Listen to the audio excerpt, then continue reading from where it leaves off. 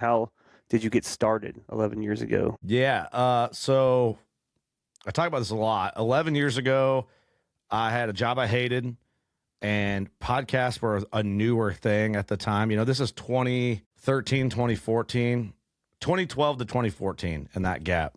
And I hated the job I had, and podcasts like helped me get through the day. I listened to like Rogan at the time. Meat Eater started right about the same time we did, because I actively remember Ranella having his podcast and us being like close in episode numbers, back in the day, like back then. But I was already like in the hunting realm of, oh, I want to film hunts. I want to do this. I want to do something. And then I was kind of over like doing the film project stuff with other people. And in my head, I'm like, man, it'd be cool to start a hunting podcast. I looked to see what ones were around. In my opinion, they all were just shows and episodes that I didn't find interesting from people that I can't relate with. And yeah, I started one. And I've only ever worked blue collar jobs, and I'm like, man, working class bow hunter, that's most people. Those are the dudes that are talking like I talk, acting the way I do, going to the bar and having beers after work, dropping F-bombs, just being kind of unhinged and just doing what you have to do to be a functioning adult and make a living.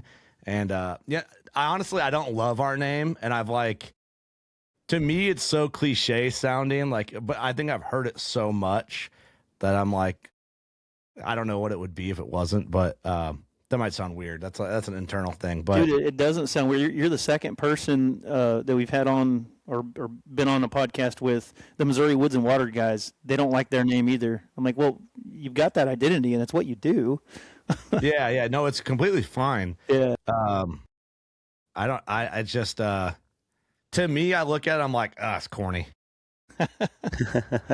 Well, I think it fits, and coming from I'd say having a military background, everything's blue collar that we do. We're ditch diggers. We're fighting whatever we're fighting, and we're getting our hands dirty to do it. And just hearing working class bow hunter, it makes me think that's who I am. I got to go work my freaking job. I can't hunt as much as I want to, but I'm going to make the money that I can to buy that next, deer stand that I need, or food plot, or whatever. Yeah.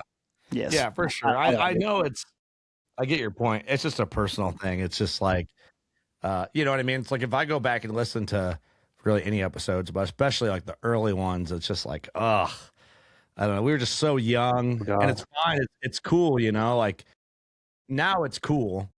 But it's just like someone showing you Facebook, or like, I don't know, if you're a MySpace, just like if you scrolled through your old stuff, you'd be like, oh my God, who let me have an account? What is this shit? Yeah, what the hell were we doing? That was our first ones too. We got really excited and drank way more than we should have on the podcast. And by the end of it, some of them, there was no words coming out. It was just slurred. It was a shit show. And at first, when you first get going, because I remember this, it felt conceited.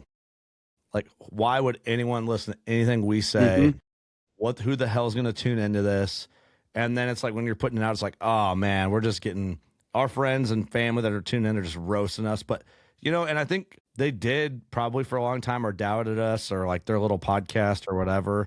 And then just consistency and being obsessed and maybe being a little retarded about it, and just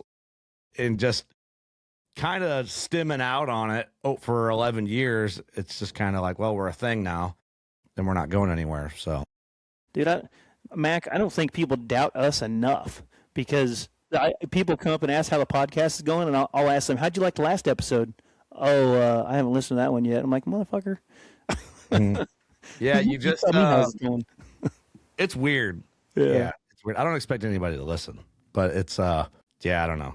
It's like nowadays too. It's like Joe Humphreys from Big Time always says that we started the hunting podcast like craze, because for a while it was like there's a new podcast every 2 days, and it's funny. It's like I'm getting messages from people about being Big Time sponsoring their podcast. He's like, I blame you guys for making it cool, and I'm like, oh, that's flattering for you to say, but sorry, I don't know if we did or not, but sorry, not he's sorry. Conceited.